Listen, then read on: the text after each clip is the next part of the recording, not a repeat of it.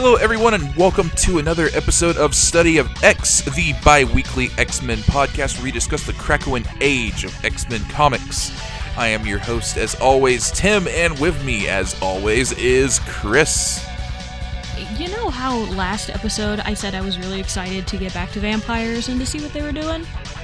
I take that back just a little bit, and it makes me sad. And Sergio. You don't think it's exciting this week?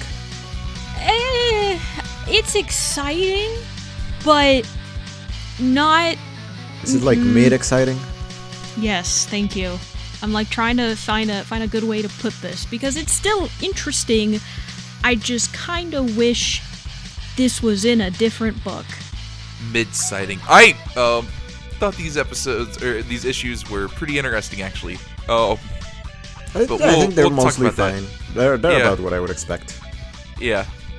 It's not reinventing the vampire genre, but it's playing it's good things.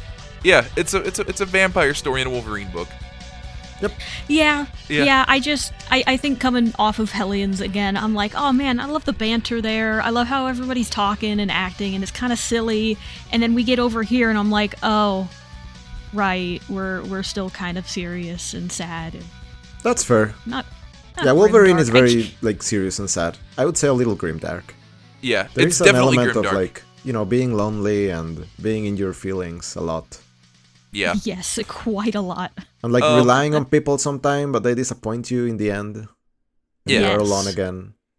The cycle of Wolverine. But yeah, do we want to get into it? Yeah, let's go. Because we have 2 Wolverine books this time, and then New Mutants, which is, I think, very, very interesting. But for Wolverine number 11, this is a Confusion of Monsters. This was written by Benjamin Percy and released in April of 2021. And the last time we saw Wolverine was actually before King in Black, so it's been a minute for us to get back to this.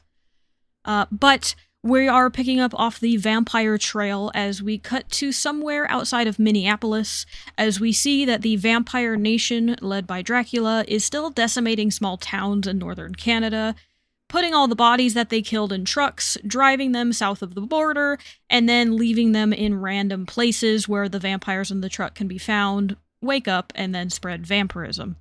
Yeah. I kind of love the imagery here. I really like the way that it is depicted, in the night and with the rural, middle-class bedrooms and houses depicted here. I think they're pretty good. They remind me a lot of Salem's Lot, and I just finished reading another Stephen King book, so it's in my mind. But there's a lot of really evocative imagery here. I want to give a shout-out to a panel of Wolverine, just with claws outstretched. He's got himself a coat on. He's got a hook in his hand. It's a cool looking shot. I think it's really funny how narrow his eyes are. Yeah. He's really upset about these vampires. I would. Because, yeah. Also, they're milking cows and stuff into they're in a barn. Yep. And they are milking cows along with humans, but the blood of them into the milk cans. Yeah, they're just mass harvesting blood here, and it doesn't matter if it's human or animal blood. Yeah. It's a bad time. And honestly, Sergio, when you mentioned the Stephen King imagery, I would actually kind of dig it if he played off of this of oops, vampires were dropped in a small town. Let's see what happens. Because that would be really fun. Yeah. Also, Wolverine with a pitchfork, just a cool image as well. Yes, but as he says here, basically the Vampire Nation has been doing this, and he has been running around cleaning up all of the mess, tracking down all of the vampires, and, making sure it doesn't spread. He's sort of taken this upon himself. Yeah, he shows up to this barn, kills everybody, all the vamps, and lights it on fire and walks away. And yeah, this is just what he's doing. The Vampire Nation's spreading. He's putting it out where he can. Pretty cool. Mm-hmm. Anyway, we get a data page here of Sage's logbook, the vampire colonies. Yep, Wolverine wants a vampire locating algorithm so that he can track where these outbreaks are occurring and can get to them before they get too big. Dude, and me it actually too, works honestly. really well. Yeah, it's you get a bunch of entries of like, oh yeah, here are the vampires, and Wolverine's report is just like, yep, they're dead. Yep, got them. They're dead too. That was easy. Okay, next one. Yeah. Chicago, Minneapolis, Detroit, Buffalo, just different places. I like the abandoned church hosting rave parties. I love again, you already mentioned it, but like the one-liner reports from Wolverine. Yeah. Just like, yep, dead. One of them got away, but everyone else is dead. Then he got some wings. Yeah. But yeah, then we launch into the issue here, and we get Omega Red is back. Mm-hmm. And he's looking for seeds, specifically a Krakoan gate seed that he, is able to find and pick up before some, hooligan children that he detects sneaking around him as they have, basically played a dare as they want to go, quote, see the monster. Yeah, slap him on his bald head. Yeah. Yeah, no, the dare is go up to Omega Red and, like, touch him. Can you make it back alive? But yeah, he grabs the kid, they call him Monster, they run away. I like this little duck-looking kid. Big fan of that. Also big fan of the duck kid. He's cool. Yeah, and they all run. They've been whispering about him. They just follow Omega Red around. I mean, wouldn't you?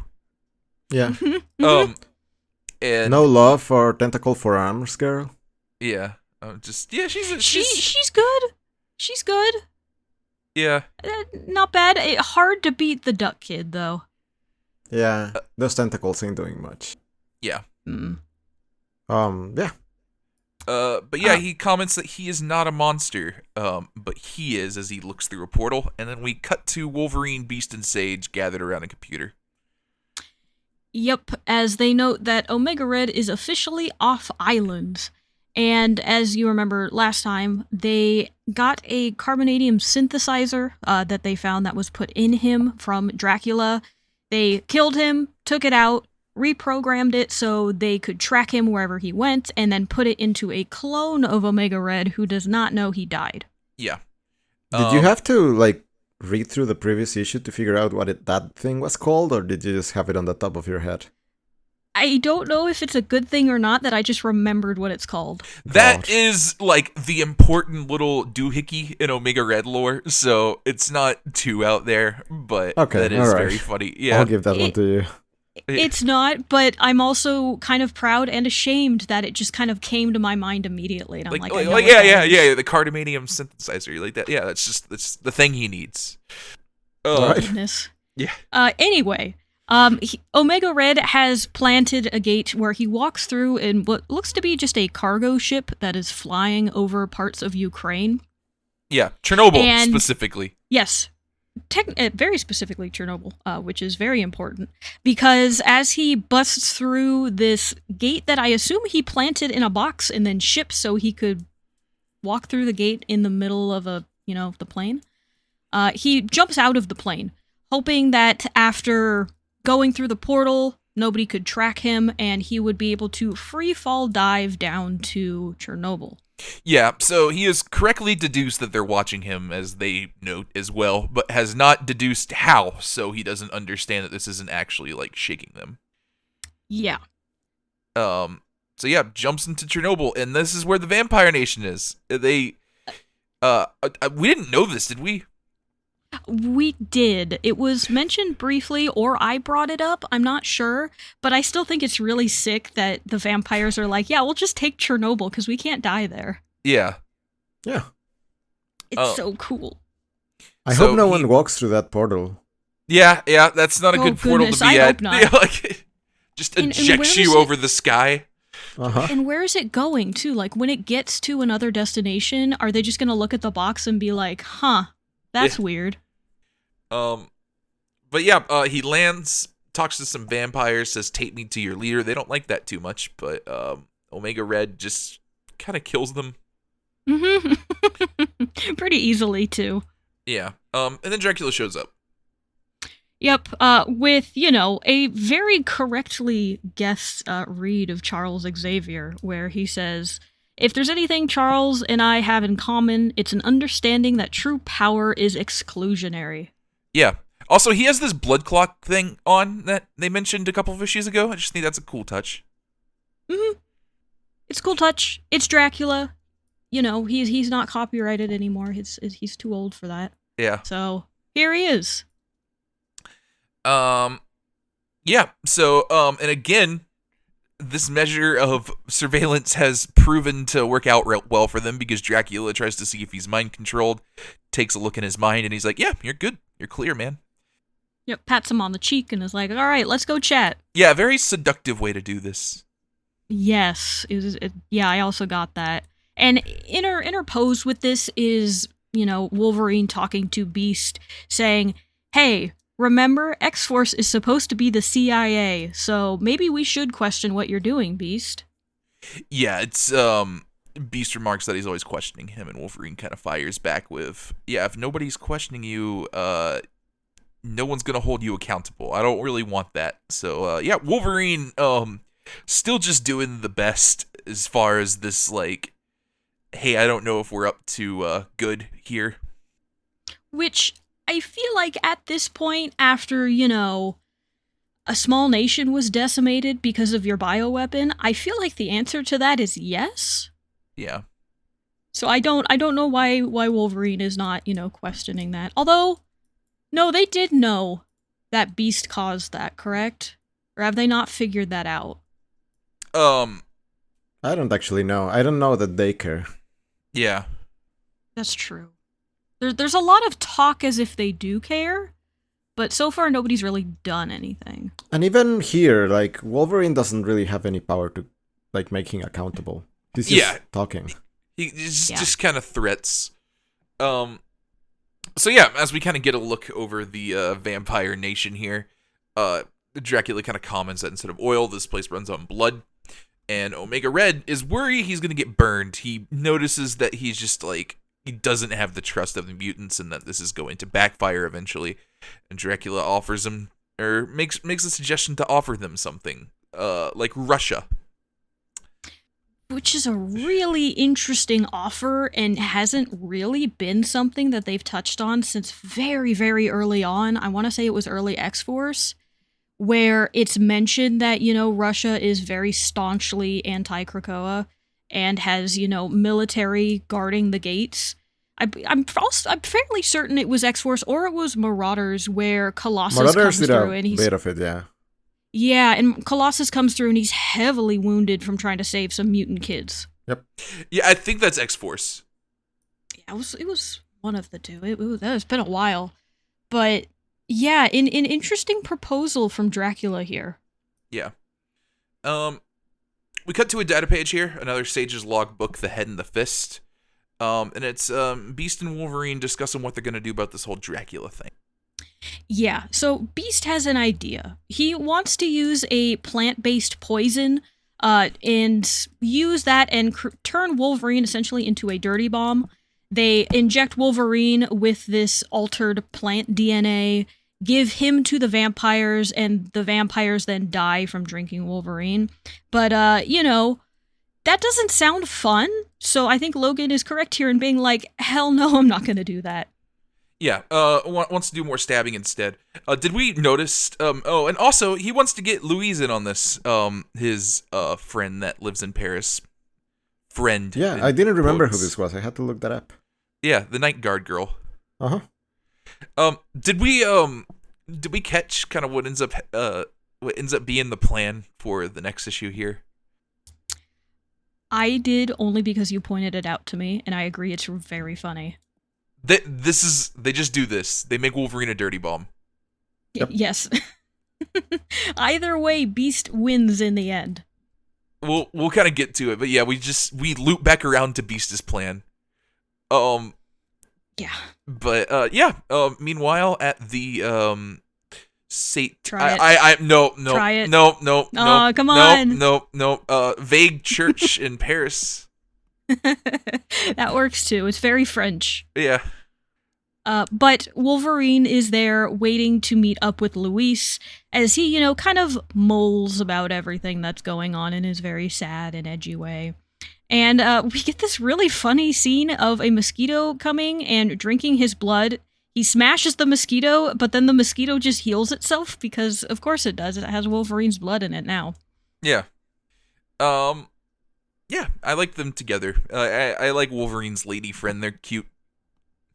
I think they're fine. I do think her outfit is very silly. I don't know if it's the giant red cross on, just black. Something about it is just like, this is a little too silly for how grounded Wolverine looks. Yeah. But I do like her as well. I think she's neat. I wish she had exactly better what I dialogue. I think this is exactly what a French, like, superhero adjacent person would look like. Yeah. I will also accept that too. And yeah, apparently it's been a dark time for the vampire hunters. The Father Cole, the priest, betrayed them. Dun dun dun. They had their big old gathering, and he's apparently was turned into a vampire and had a bunch of vampires jump through the windows. Although I am not going to lie, the Night Guard having a cross-shaped table is a dedication to the bit, and I'm very happy for them. It is fantastic, man. And then during this, an old lady trips and falls, and bloodies her hand, and Louise got turned into a vampire.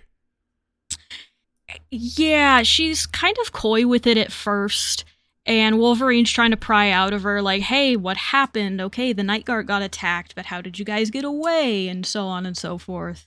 And she has to sort of fight back the inner instinct to, become a vampire at this point. Thankfully, she's doing a good job, and Wolverine is able to get her away from this old lady who, like, really messed up her hand just by tripping. I don't know how she did it that badly. It's you get old and then you bleed easy. I guess so. But yeah, Wolverine kind of confronts her about it. She's apparently been treating it with holy water and garlic, but knows it's inevitable that she becomes a vampire eventually. And Wolverine just says, like, I get it. I know what it feels like, and offers her a drink from him. There's so much I can say to nitpick it here, but I get it. It's Wolverine. He knows her. He's definitely into her, so he's not going to do anything drastic. Yeah. I do think it's funny that she's fighting it off with inoculations of garlic and holy water, which sounds like a terrible combo. You're just drinking garlic water for a while. Yeah. So, meanwhile, at Oxford. Yes, nothing shady ever goes on in an old university. This is a fact. In fact, Dr. Boggs here and his assistant, as they're doing a bunch of experiments on rodents and bats, definitely not going to lead into anything bad. Not at all. Even as Dracula shows up himself to talk to Dr. Boggs. What's his assistant's name? This is all okay. Oh, what is the assistant's name? Timothy. Timothy. There it is. It's a very good name for somebody at Oxford. It is a very good name. And he's even got like that little, like, close shaved kind of, it's not quite a mohawk. Yeah. But, yeah. But like any good university, Dr. Boggs has a secret door leading into a secret lab. Yeah. And once his assistant leaves, he opens it up and he and Dracula head down where he says that he has been experimenting with all of these people that they've caught in cages, giving them, turning them into vampires for one thing. And then dosing them with variations of Wolverine's blood to see what correct mixture is going to make it so they are not weak to sunlight or garlic or holy water or any of the other traditional vampire weaknesses. Yeah. Yeah. And specifically, you kind of get a thing here. So Timothy shows back up. Things don't go well. Dracula's mad that he's just like doing these experiments on, addicts and the homeless, and also nursing home rejects, which is a wild thing to include in that group. Yeah, well, I mean, it's a wild group in general. It's like, man, Dracula, you really letting them know how you feel there, buddy. But Timothy comes back because he lost his phone and he turns him into a vampire as well. And we kind of get the line here from Dracula where it's more of a direct response to what Krakow was doing. he recognizes that people want to be on Krakoa. They want to be a mutant. And he wants the vampire nation to kind of be thought of in the same way. People want to be part of the vampires. And so he wants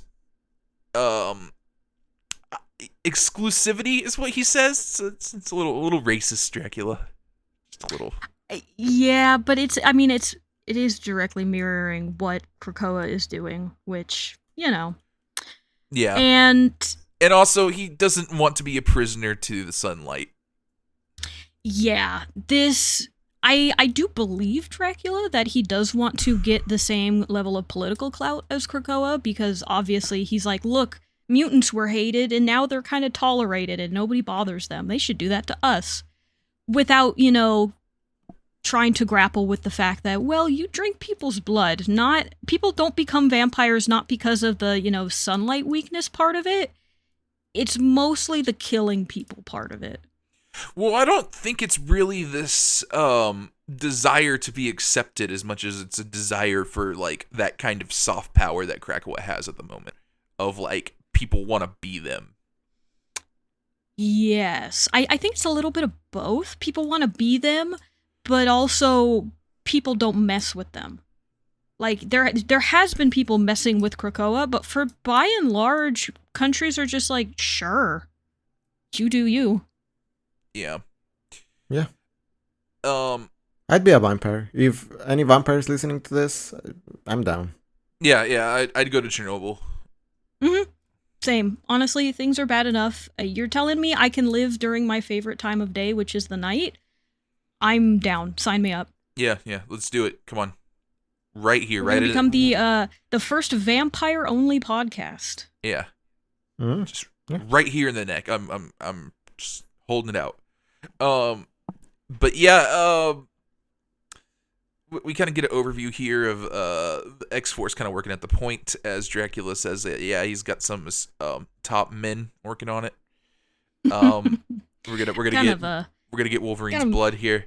Yeah, the Dr. Boggs mentions that he's only got samples of Wolverine's blood. If Dracula wants him to figure this out, he needs Wolverine. Yeah. And Omega Red shows up to talk to Beast and Sage as Wolverine gives Louise some blood, and Father Cole lurks on in the background watching Wolverine and Louise. Yeah, just very, very silly.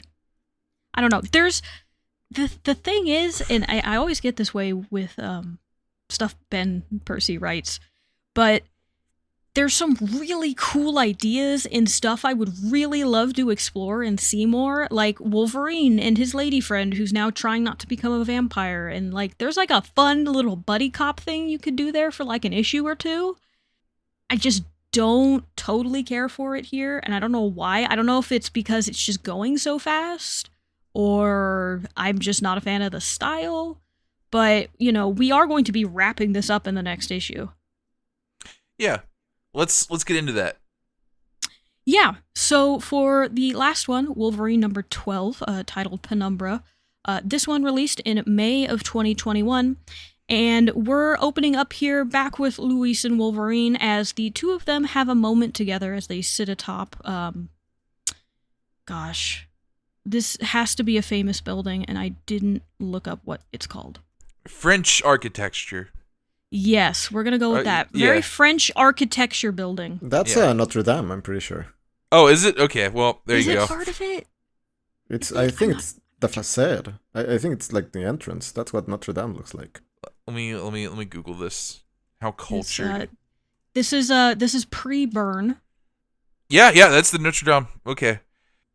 It shows you how much I know. But to be fair, I would love to go to Paris. So yeah.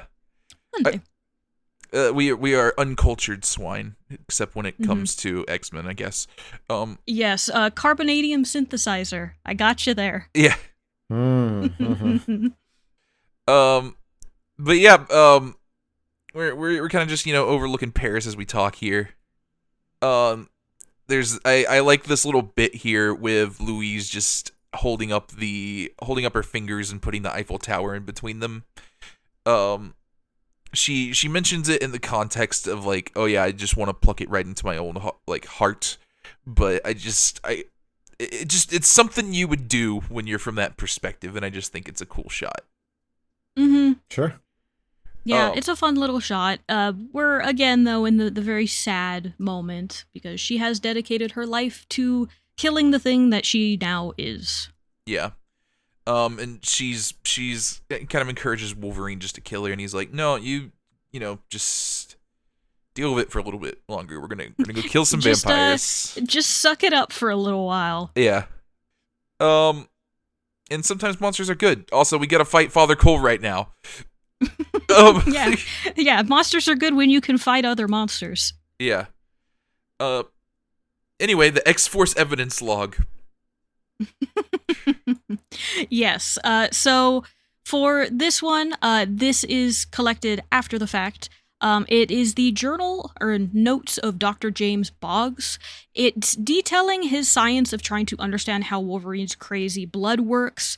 But in between all of that, he's able to scribble out some notes where he is clearly under Dracula's influence and is trying to fight and save himself, but is unable to do so. Yeah, he's like pleading for help. Just like hoping somebody finds these notes.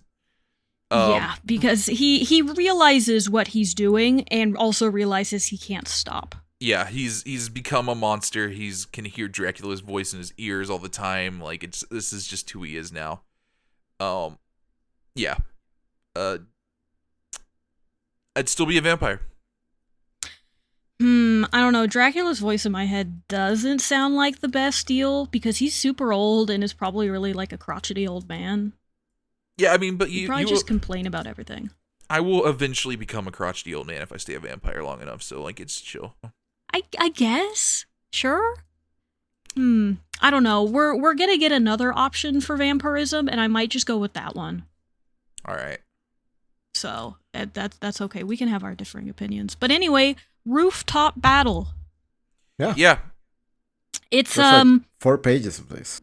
Yep. It keeps going, you know, there is some fights back and forth, there are some claws thrown, Wolverine himself is just thrown off the side of the building, where he's able to stop himself by clawing into a gargoyle, which is really cool.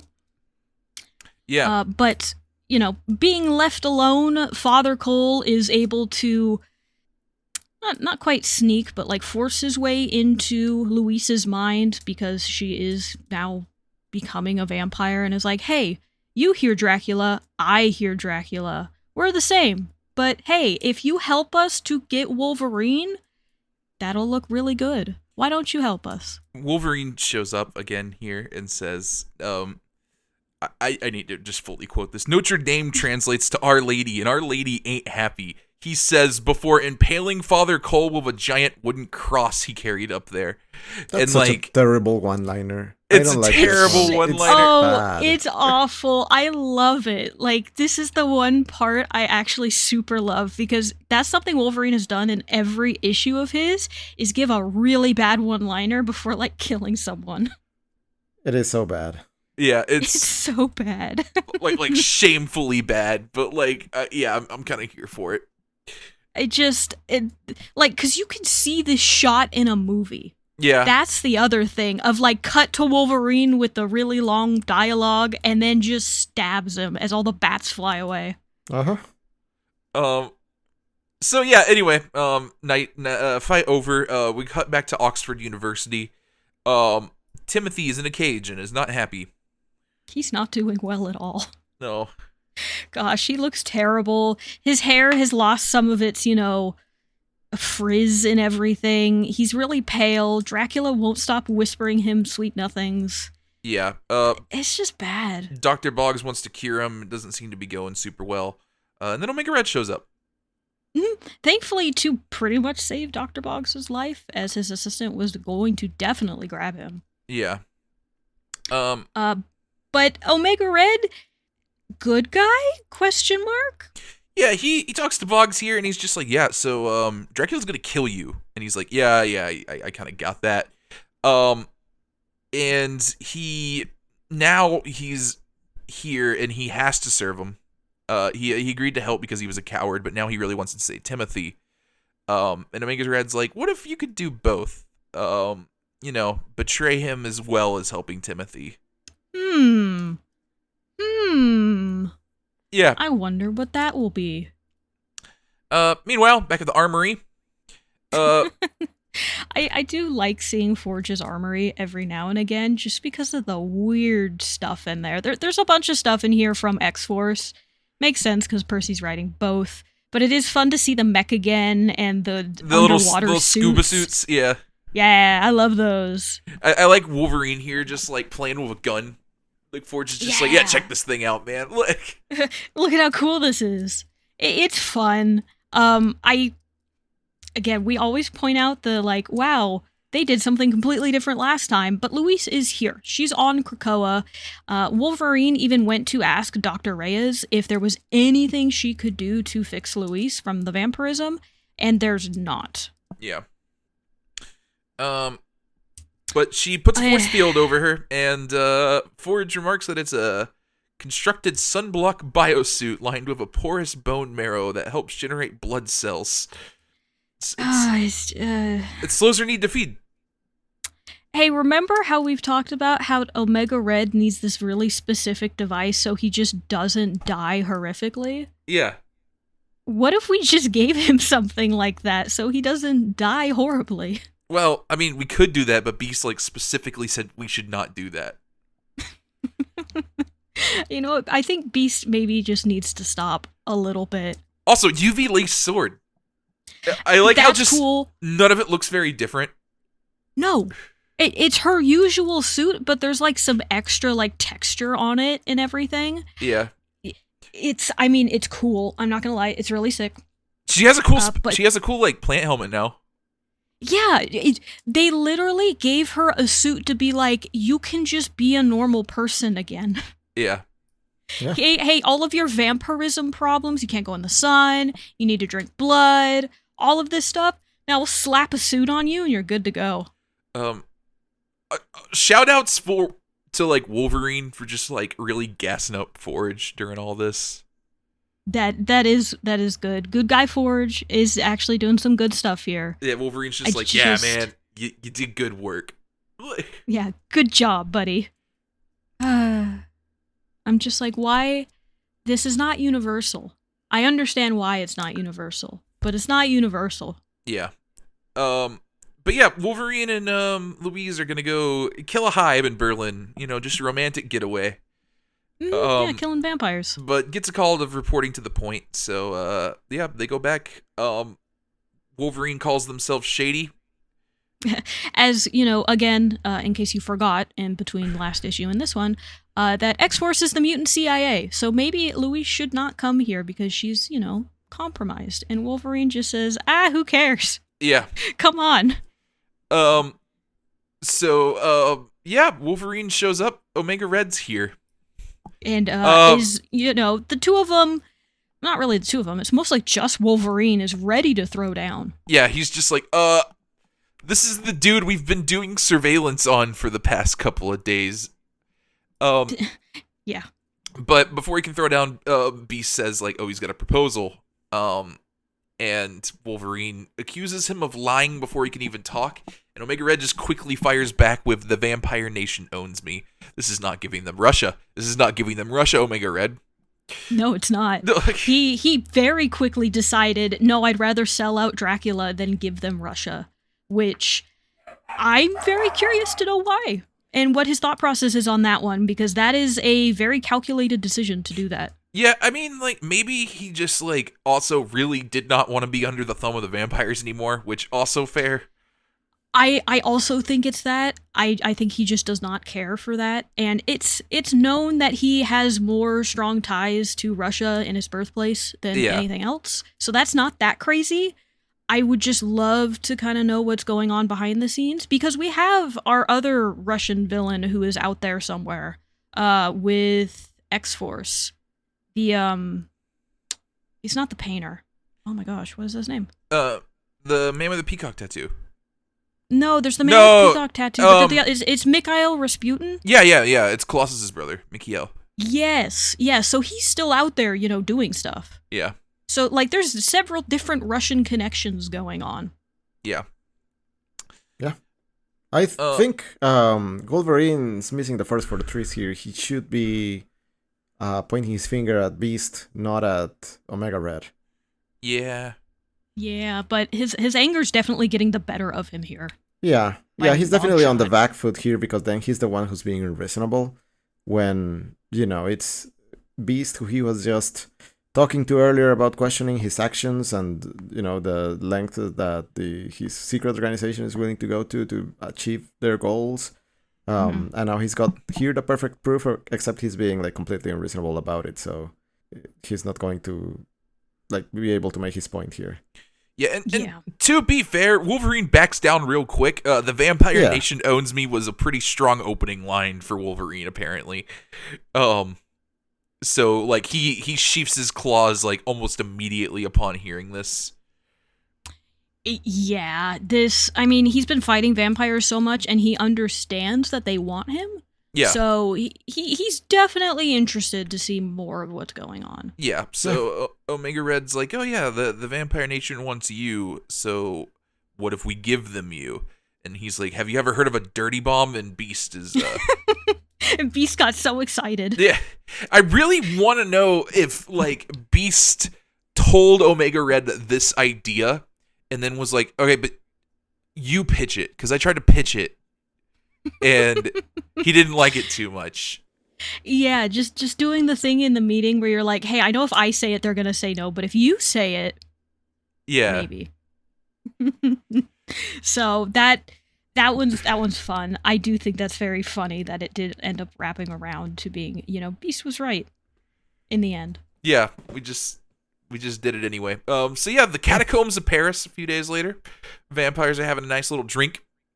Yep, Dracula is here with some of his best, the chosen champions, the highest of the vampire courts, and they are here for him to give them a gift. And the gift is...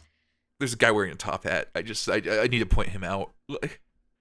I do like the top hat guy. There's another guy here who looks like he might have been a pirate, and everybody else is kind of like goth knight rejects. Yeah. That's fun. It's pretty good. So, and Dr. Boggs is here too. And so is his assistant Timothy. And Timothy looks very happy. Yeah, he's doing good. And yeah, we have Wolverine now. We got him. He's in a little vat.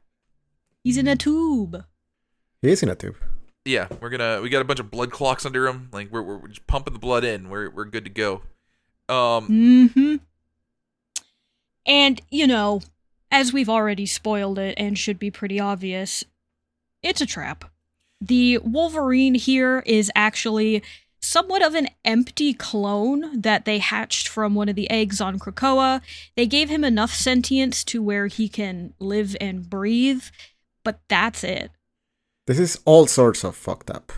Yes. Yeah, Wolverine immediately hits him for like, this isn't right. And Beast is like, I'm so curious about your moral compass, which might be just one of the most patronizing things that Beast has said. Yes. Yes, because, yes, this is bad. Wolverine has also killed people, which is a different kind of bad. But making an empty clone so you can poison a bunch of vampires is all different sorts of bad. With enough degree of, like, maybe not sentience, but, like, awareness to fool them? Yeah. Yeah, which, it doesn't really say how far that goes, but you could argue, like, maybe, not quite a baby, but enough to have awareness, which you could argue is enough for sentience. Yeah, this doesn't seem to gel well with me with the rules of Krakoa and all the resurrection stuff. No. Especially all of the rules of, it's the entire reason why X Factor exists, which is we cannot make a copy if you are still alive. Uh-huh. But, Beast has the full clearance of the council to do whatever he wants, and none of them will look at it. Yeah. So, yeah, whole bunch of levels of problems here. I would love to see if anybody else catches wind of it besides Wolverine, Beast, and Omega Red, and arguably probably the 5, because they're going to have to be involved with this somehow. Yeah. Mm-hmm. But yeah, it's pretty fucked up. And yeah, the Yeah. Wolverine and Louise quickly show up to just hack and slash the vampires when they're down. Dracula kills Dr. Boggs, obviously. Um, Yeah, I it's a bloodbath, really. I think the line here is very interesting because he's like, I thought your fear would be too great for this. And he just says, it's not like a matter of I went with the mutants because like that seemed like a way out. He says the mutants are scarier. So this implies like it's not really like a, hey, you can, betray or like Dracula here. It's Omega Red probably threatened this guy. Yes. Yes, full on. I'm also fairly certain Omega Red not only did that, it wouldn't surprise me if even Beast told him and talked to him. Yeah. Because I feel like if there's one to scare you on a fundamental level outside of just, intimidating presence, it's Beast coming up to you. Yeah. And then when Dracula flies away here, his last words of the issue are, time will tell who is the greater monster. And it's just like, yeah, mutants really just trying to outmonster the monster. It almost kind of like brings back like the opening kind of like bit with Wolverine and Louise, where he's like, the best way to fight a monster is a monster, but the monster isn't necessarily Louise here. It's just X-Force. Mm-hmm. Yeah. It's just the mutant CIA, as they keep hammering home. Yeah. And Wolverine hates vampires. But anyway, Wolverine drops off Louise in a location where, she might be familiar to some of us. It's Selvath. Woo! I hope you remember them from S.W.O.R.D, because oh man, this was one of my favorite places. Is this the cool vampire kingdom. country? Yeah, in Otherworld. Yeah, it's so cool. They got like a black sun. They got a blood red sky. Oh, they're so cool. Yeah. Wolverine's just like, they're a little bit different from our vampires. They just chillin'. They're more sophisticated, superior by design. He's like fawning over these horrific Nosferatu looking guys. Yeah, and also they're not like Dracula. They're very monstrous. Yeah, I don't know if I'd call them sophisticated and superior by design just at a glance. Yeah. No. Not at all. And he also says, also we're probably just gonna tell them that Dracula's building an army because they're gonna get pissed. Yeah, which is a really interesting way to take this, of them going up and being like, hey, there's this weird backwoods guy calling himself a vampire. Do you guys want to go deal with that? Yeah. Interesting take on that, because usually Dracula is the pinnacle of vampirism, whereas they're taking it and being like, no. It's Otherworld. It's these guys. It's these cool guys who give blood birth to their children. Yeah. So yeah, big old soup. Louise bows down and asks for help, and one of the vampires not the vampire, it's this mysterious figure in the back who says, if you're seeking an ally in death, you've come to the right place. It's Death! Dun dun dun! He's back, baby! Yeah! The last time we saw him was S.W.O.R.D, where after his duel with Storm, he was overrun by the vampires here in Sevalith. But he's alive!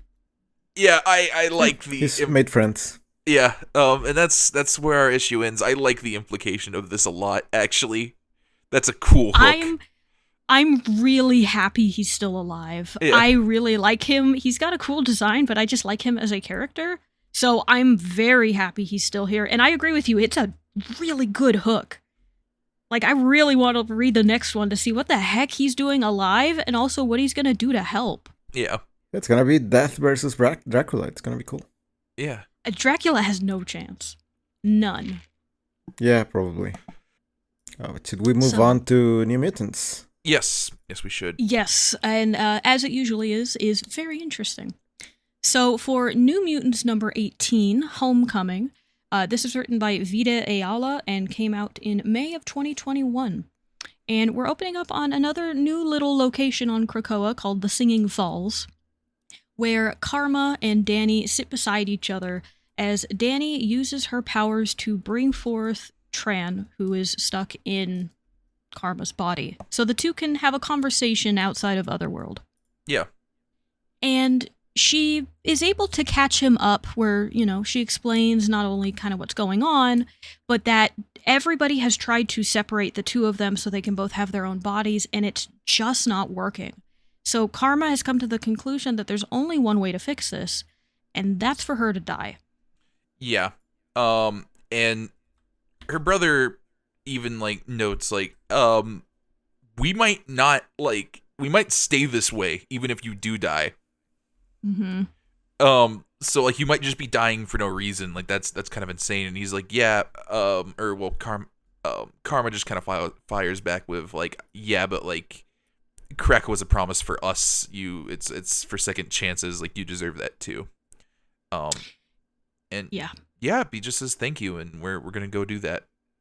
And again, New Mutants really capturing why I like Krakoa so much in the Krakoan era, but just the little line of Krakoa is a promise of community, of safety, and I'm like, yes, that's it.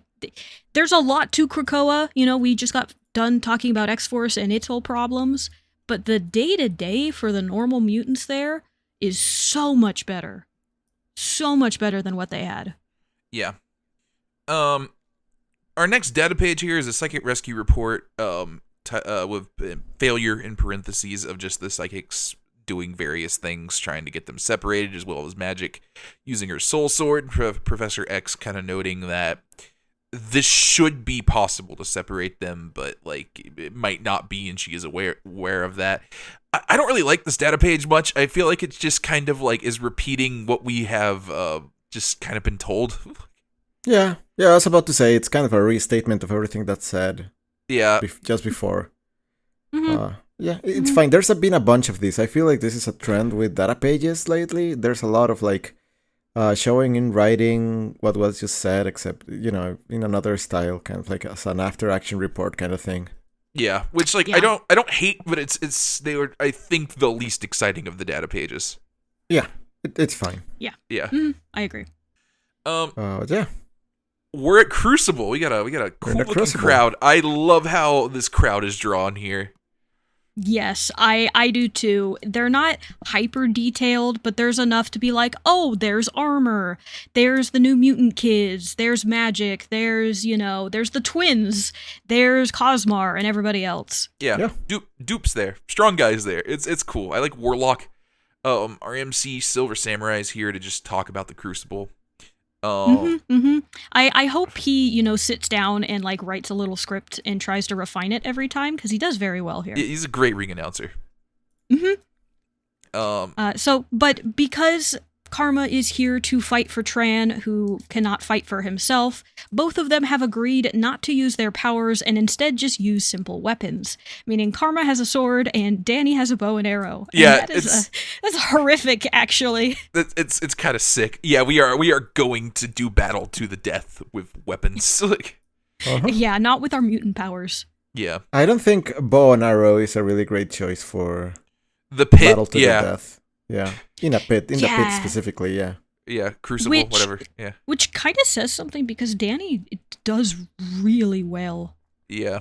Yeah. She actually gets a lot of hits on Karma, as we'll see later on. But I agree, kind of hindering herself there. Yeah.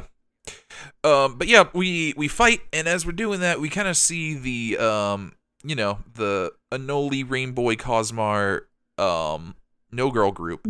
And Cosmar is upset because this is what she asked Danny to do.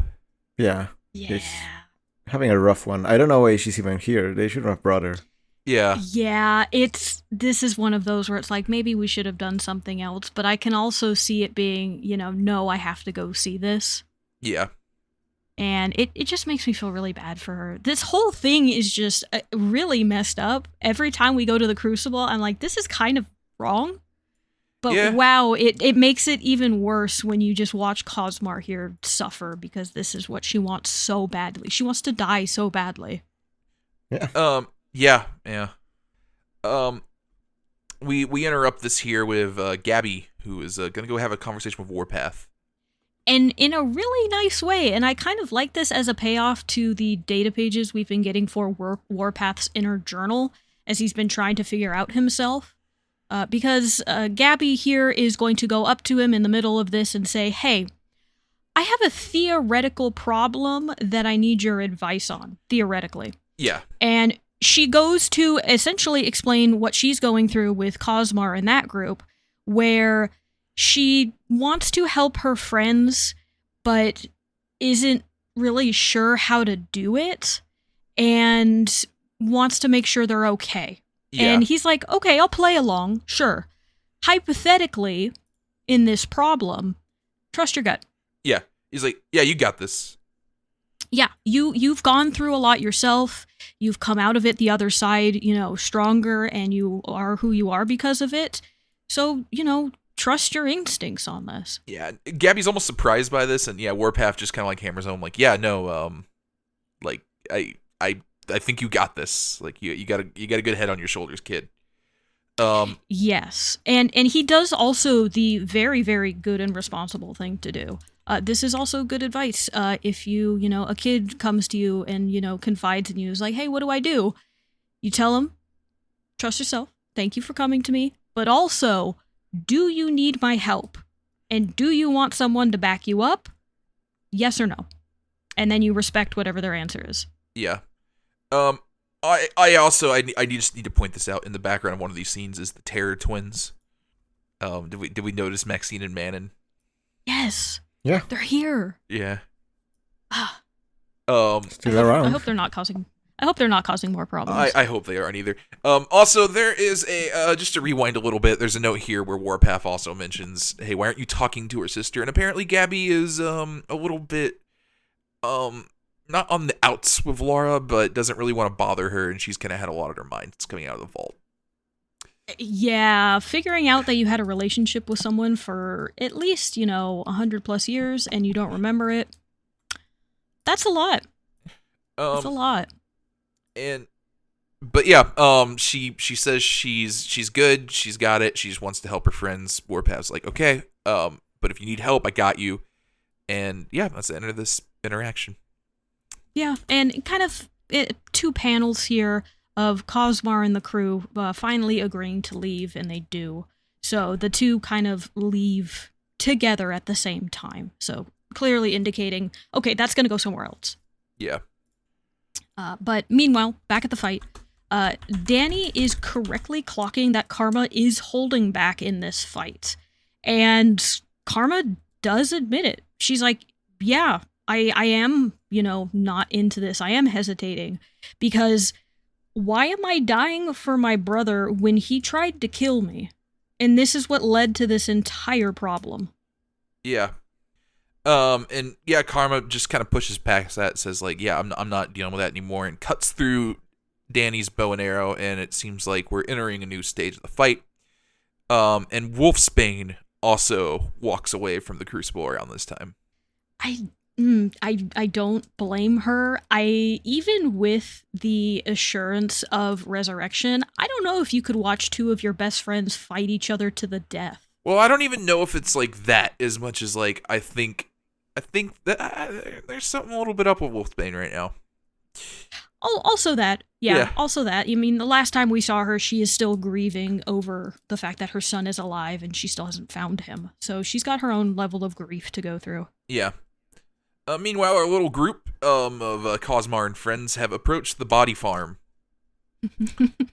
Yep, and if you do not remember the body farm, that is the place over by X Factor's place where they just keep dead mutant bodies to see what happens, because no one has ever done that for science. Yeah. And I love that. And yeah, this is the thing that Gabby told them, like, hey, you probably shouldn't do that. I'm not going to help you do that. And she immediately confronts them with like, hey, what are you doing? And they're like, yeah, we're going to use these bodies. Yes. No biggie. We're just inhabiting used bodies. Yeah, just a minor thing, right? Nothing that's ever been done before. But I do like Gabby's framing on this, which is, it's not the fact that they're inhabiting a dead body. They can, they've been doing this with plants and other things and each other, and that's fine. She doesn't like the fact that they don't have someone's permission to do this to their body, which for her is extremely important considering her circumstances where she is made of a clone of Laura in order to kill Laura. So she hasn't always had control of her own life or others' permission for what they did to her. So it all makes sense, and it's one of those just very specific, very character-driven things that I think is done really well here in New Mutants. Yeah.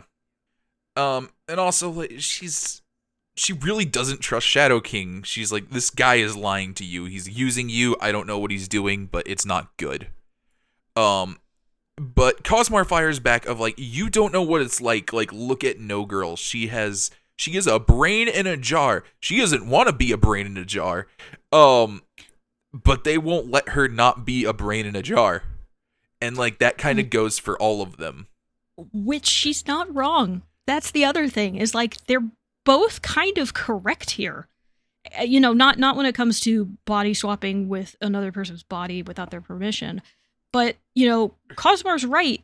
No Girl's situation is a very good example of how messed up this system is. She had her entire body ripped from her and still can't get it back, even though resurrection is right there. Yeah, she's like, I'm glad I'm welcomed here, but like, I don't want to look like this.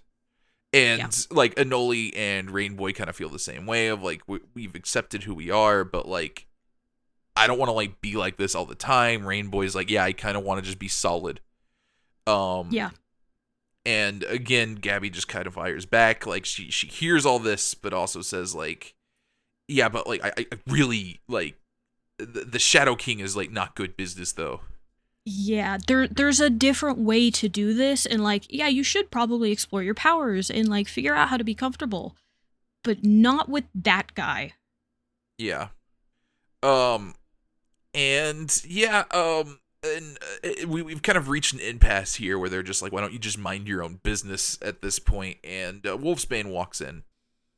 Yeah, and you know, this is, again, kind of with Gabby, where she was hesitant to talk to Warpath directly about this, and when Wolfsbane comes in, she's not totally direct as to what's going on. She's kind of shy about it, maybe a little bit embarrassed.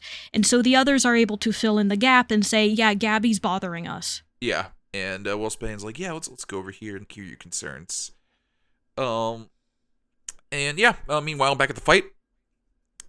Back at the fight, Karma has at least 2 arrows in her. So the bow and arrow, not a terrible choice. Yeah, Danny is using a broken bow and arrow as just a stabby weapon at this point. Yeah, just an arrow. Yeah. It's so sick. And she's got like cuts and wounds on her. This fight has been going. Yeah, and then also... Sorry, go on. I was just going to say, Danny makes a move to say, you know, now it's time to end it. You've done what you need to do. But Karma again flinches away and backs down from what she set out to do here. And again, that kind of doubt creeps into her of, why should I die for someone who's done so much horrible things to me? And, you know, what if when I bring him back, he is still awful and he's hurting people and doing all of this stuff? Would I be doing a bad thing to bring him back? And she kind of comes to the conclusion that it's not entirely up to her. Yeah, that's his choice to make. He's supposed to get the second chance. Yeah, where she's realizing that Krakoa is the offer of a second chance, but what a person does with it is their choice. Yeah, and, you know, if he messes that up, he gets to go in the pit, so... Yeah, if you mess up, you go in the hole. Yeah, in the forever prison. But yeah, we get a real cool shot here of Karma holding up her sword as Danny's face is reflected in it, lunging at her with the arrow.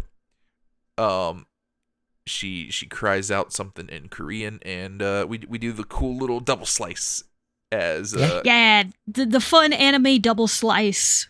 Yeah, as Karma throws up blood, and we cut back to Wolfsbane and Gabby, who are visiting the Shadow King. And really kind of turns this thing on his head, where Wolfsbane's like, yeah, it's supposed to be about second chances, you know? Can face our problems head on. Don't you want to talk to the Shadow King? You know, I have a note in here in my notes that I wrote a little while ago where I mentioned I really like the framing of this versus what we just read with Wolverine. Because, Wolverine is still dealing with trauma and being angry and, monsters and all of that. But it doesn't ever really do anything about it. It sometimes comes to conclusions, but it doesn't like to be very poignant about them. Whereas New Mutants has taken its time to sort of build up all of these different narrative points about different kinds of trauma and self-doubt and self-loathing and all of these different things, all with the framework of, second chances. Of you get another chance here, and what does that look like for different groups of mutants? And it ends up coming to conclusions. We just had one with Karma where she realizes, oh, a second chance is up to him, not up to me. I can't really make that choice for him. It's an individual choice.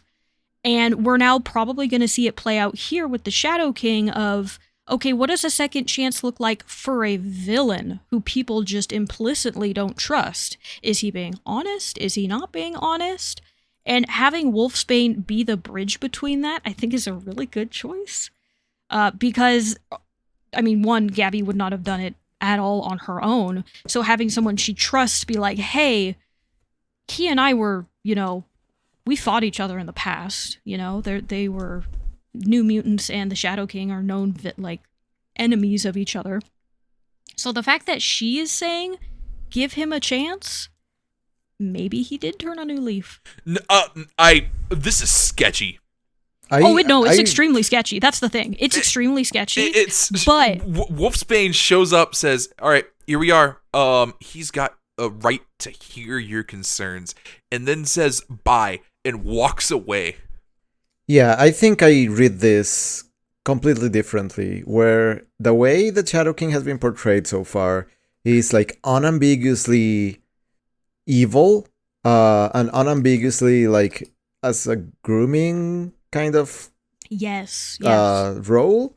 And what's happening here is, just getting her with her like on her back foot, putting her on in front of this guy that she has serious doubts about, and then again just walking off. After we saw in a previous issue the Shadow King approach Wolfsbane when she was also in a kind of distraught situation, and presumably has like recruited her to his cause, but we have seen nothing to believe that he has turned over a new leaf or anything. Every time he's been portrayed, it's not like the comic has taken care to make him seem ambiguous or anything. I think it's just straight up, this guy is evil, this guy is taking advantage of teenagers in a position of weakness, without any structural or personal connections that would prevent them from recognizing him as a threat. Yeah, I think Gabby is bang on here in her assessment that this is bad news. Yeah. Shadow King he is seeing a weakness in the system, and he's filling in that gap with a way to exploit it. It's just blatant emotional manipulation. He's inserting himself into this confrontation with Gabby in just a complete position of power. So yeah, this is the way he shows up in issue, I don't know if it was 17. I don't know if it's the last time we saw Wolfsbane. Yeah. When she's crying. Yeah, but he shows up in her room. Yeah. Yes, he does. And she's on the floor, curled up. And he masks it, if that's what he's doing. It masks it by saying, I have psychic powers. I can feel your pain. I know what you're going through. But that is also the perfect time for him to go in and be like, all right, here's the hooks. I'm going to hook you and you're with me now. Yeah, it's just, this man is radiating bad vibes. I'm looking through just leafing through previous issues, and there is not one single panel that doesn't scream, this guy's just evil and manipulating and taking advantage of kids. I don't think there is any ambiguity, or the text and the way he's portrayed leave no doubt as to what his intentions are. Or Yeah, the nature He's of his intentions. extremely villain coded. Yeah, Yes. Extremely. yeah. I the bits here about like the second chances or whatever. It's really just it feels like he is co-opting this. He has heard. Yes, exactly. I like this as a way to provide a contrast between an actual realization, which is what happens in the with Karma in the versus pit. Yes, with Danny. Karma. Yeah. And, versus the way that it's portrayed here, where he is like using this excuse of, and Wolfsbane is of like conflict resolution and actual like personal realization, when it is actually this guy's just going to bully this girl. Yeah. No, you guys definitely put it a lot better than what I was trying to, because if you just read it on the surface, you could make an argument for, well, he hasn't done anything bad yet. Yeah, if this is the first issue of New Mutants that you've read, yeah. Yes, but I also agree that, the art and everything else is very clearly saying, no, this guy's probably up to some shady shit. And everyone else is just kind of falling for it, except for Gabby. But I also agree, and I think you put it really, really well, of this is a great contrast between someone co-opting this and what Karma just went through. Yeah. And that's what I like so much. We wrap. I do really like the way Gabby kind of stands up to the Shadow King. I agree. I like her just like, you don't scare me bit. Like she is not backing down from this guy. Yeah, looking up at him, because there's clearly a size difference here that's meant to again portray like the level of threat that he is to her. Yeah. It's really good. Yeah, Gabby. It's very well done. Gabby is a small child, and Shadow King is drawn like Kingpin from the Spider-Verse movies. Yeah. Yes. Yeah. So yeah, the contrast is real. So we wrap up this issue with a non-action report to the Quiet Council that is in a handwritten style by Magic. It's really good. I really like this data page. Again, just because it helps to contrast with what we just read. But it's essentially Magic writing back to the Quiet Council saying, hey, we didn't like what you told us at first, where you said we had to help these kids, because why should we have to do it? But once we started to do it, we realized we were doing it wrong. And we realized that only because the way we were taught by, you, by Xavier, by Emma, by Magneto, was all wrong. These kids are not soldiers, and they don't need to learn how to kill. They need to learn how to give back to their community in productive ways. Yeah. So instead of doing what all of the others did, they're going to try something else and see how it goes. Yeah. It's like, this is going to make child soldiers. We don't need child soldiers. We need like citizens of a country, because that's what we are. Yes. They are not disparate groups surviving in, Charles Xavier's home for gifted youngsters, or in Magneto's Brotherhood of Mutants or anything. Yeah. I really like this. I wish we had seen it portrayed in the actual comic more, like her coming to this realization, because I don't remember much of what Magic's been up to in New Mutants lately. Not a lot. She's been kind of here and there. She'll pop in, but she's mostly been doing other stuff. So, right. Yeah, I would love to have seen her like come to this realization through, some sort of personal experience. And I really like what's being written here, mostly because I love anyone getting a shot at the Quiet Council. But yeah, I just love to have this portrayed in some way. Yeah. And I do hope that she gets like her act together. I hope this actually comes to pass, because there are some kids who, let me tell you, really could need some guidance right now. Yeah. There's, yes, they could. They're playing with the bodies. Magic. You gotta figure that out.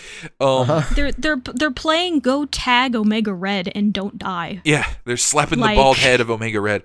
But I think the comic tried to show us this. I don't think it was as clear as it could have been.